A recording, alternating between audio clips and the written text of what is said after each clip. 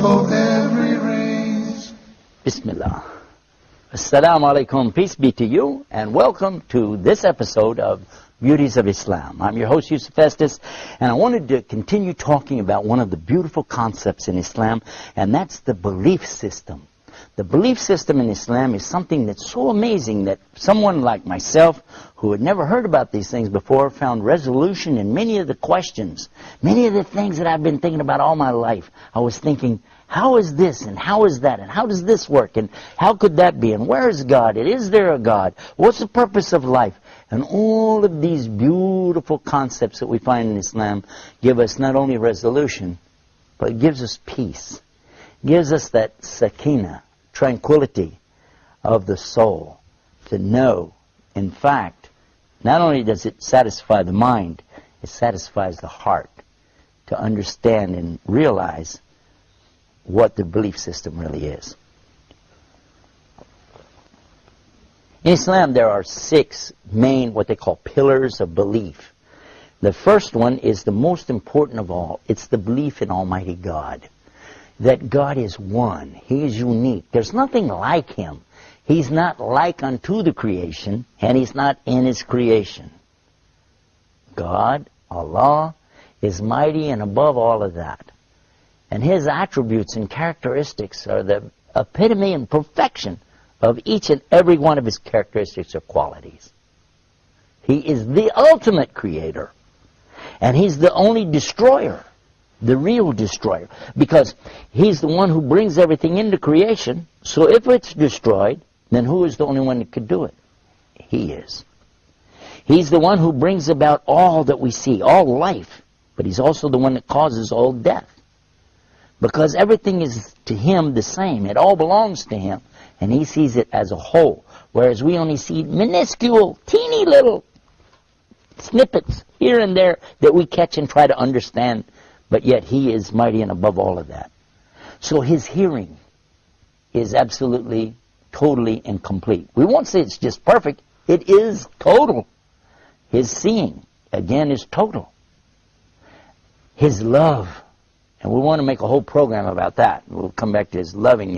His lovingness is eternal and always. It's ongoing. I want to come back to some of these other characteristics and understand that He is the only creator. And if it exists, He created it.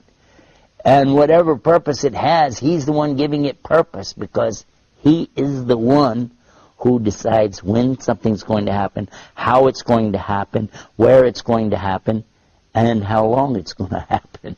All of these things are in His hands, in His control at all times. We as humans cannot really fathom who is God, what is God. But this is the first and essential belief in Islam, at least to understand there's only one. Start with that. There's only one. There's not two. If there were two, Islam tells us, if there were two, they would be in competition. And eventually they would be fighting each other. So there's only one God. The second thing Islam is teaching us is that we don't compare Him to His creation. And when our worship is coming about, and we want to worship in thanks to Him and to ask from Him, all of these things that we have a relationship with our God is directly to Him, not to something He created. So we don't need a statue, an idol. We don't need a picture or an image. We don't need something between us and Him. We don't need an icon. We don't have to have an intercessor. We don't need a priest or a bishop. We don't need a preacher to come between us and our Almighty God. We can speak to Him direct from our heart and talk to Him in a language that we understand. Because after all, He created us. He knows what's in our heart. And all we have to do is turn to Him. Turn to Him inside of ourselves and say, "Oh Lord, oh God, Allah, help me, guide me." And that communication is beautiful and it's direct. And it's one of the beauties, one of the amazing beauties of Islam. And that's just the first of the beliefs that we have. Can you imagine?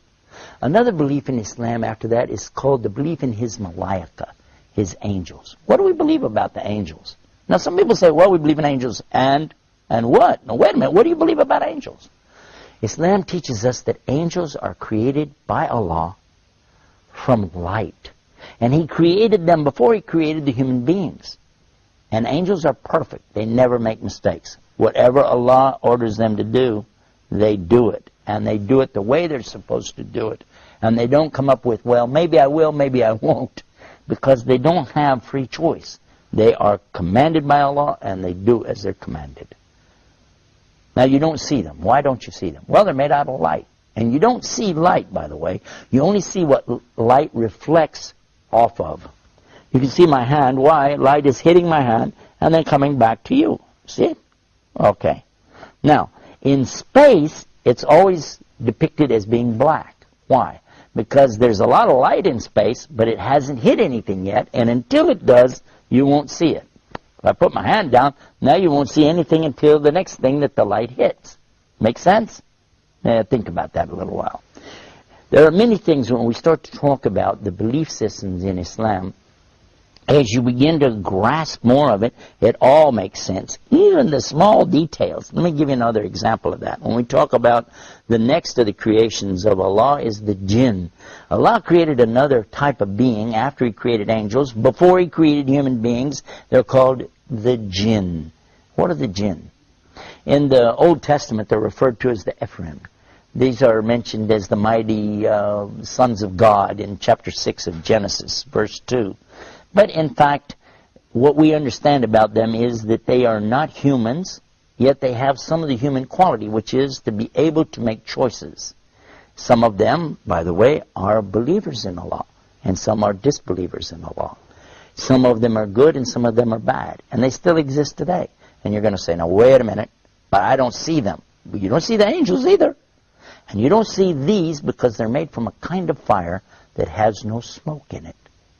Now, think about what I just said. We're going to come back. We're going to pick up right there. I'm going to give you a break, and we'll be right back with more beauties of Islam. Islam is keeping up the pace. Islam is for every race. Brothers and sisters, to increase your iman. خيركم من تعلم القرآن وعلمه ورتل القرآن ترتيلا. Learning how to recite the Quran properly, learning the meaning of what we recite, including the ahkam from the verses which we recite, trying to implement what we learn in our daily life. We'll listen to the participants and the guests. We'll take your phone calls. We're going to recite live. We'll listen to your recitation and we'll correct it according to the rules and regulations which we'll state in each episode. Now your dream will come true.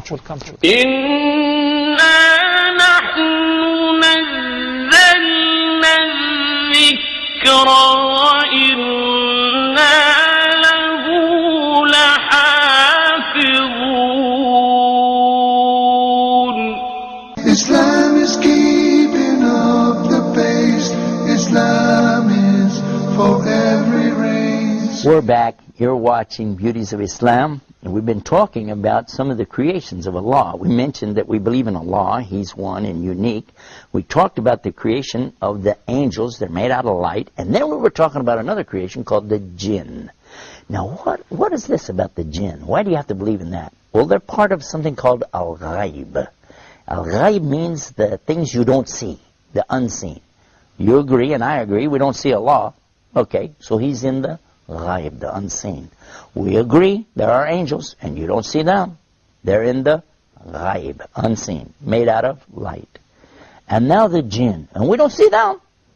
They're also in the ghaib. They're made from a fire which has no smoke to it. And if fire has absolutely nothing like smoke to it, or that it could be that you don't see that either. There's heat that you don't actually see, isn't that true? But we don't see the jinn. But we said that they have choices. And they were making choices even before Adam or human beings were ever created. And their choices were sometimes good, sometimes bad. From them comes the one we call Lucifer or Iblis. And who is that? Who is Lucifer? Who is Iblis? You might say he's the devil, the Satan or Shaitan, as he's called in the Arabic language. But actually, he started out as a worshiper of Allah. And he was worshiping and praying to Allah and extolling Allah to the extent that Allah raised him up to be even with the angels. Now remember, this guy Iblis is not an angel, but he was worshiping alongside of them because of his ibadah or worship, being so lovely, and Allah raised him up, you see. But then what happened? And this is an important story. So we'll digress from a moment from our beauties of Islam to go into this to get a concept here to understand a big mistake that some people make when they say that he's from the angels. Angels don't make mistakes. They do as they're commanded. So when Allah created the best of His creation, what did He create? He created Adam, the human being. He created Adam from what? He created him from mud or clay or dirt. Huh? And when He created him, He said, لَقَدْ خَلَقْنَا الْإِنسَانَ فِي أَحْسَنِ تَقْوِيمٍ, that He created Adam in the best of molds. The human being created in the best of molds. ثُمَّ رَدَّدْنَاهُ أَسْفَلَ سَافِلِينَ, and then reduced him to the lowest of low. And how? And this is the story of how the devil pulled his trick on Adam. But we don't come to that yet. I want to show you what happened after Allah created Adam. Allah ordered all the angels, bow down. And all the angels did because they have to do as they're commanded. And they bowed down. All of them bowed. Except Iblis. He didn't bow down. Now if you read this in context, you understand that he was not an angel. But if you just read the words, all the angels bowed down except Iblis, you'll say, well, see, that means he was an angel. But otherwise, in the Quran, we find in other places that Allah said he wasn't an angel, but he was from the jinn, and he's created from a smokeless fire. And that's exactly what He said. You created Adam from mud, but I'm created from something better, from a smokeless fire. So I refuse to bow down. Why? Because I'm better than him. I am better than Adam, and I refuse to bow down to him. By so doing, he disobeyed Allah. And whoever disobeys Allah, he's in trouble. But especially if he does it out of his arrogance and his pride. I refuse to obey because, I know better. And in this way, he put himself in the worst possible condition with Allah. Allah condemned him to hell forever. And he said, I don't even care. This let me take him, meaning Adam, and his children along with me to hell. What? For what? Because of this thing called pride or arrogance. Kibr in the Arabic language. And what is kibr? And kibr is something comes from kabara. Kabara is the root of the word akbar. And only Allah is akbar. Allah is greater and greater and greater than anything.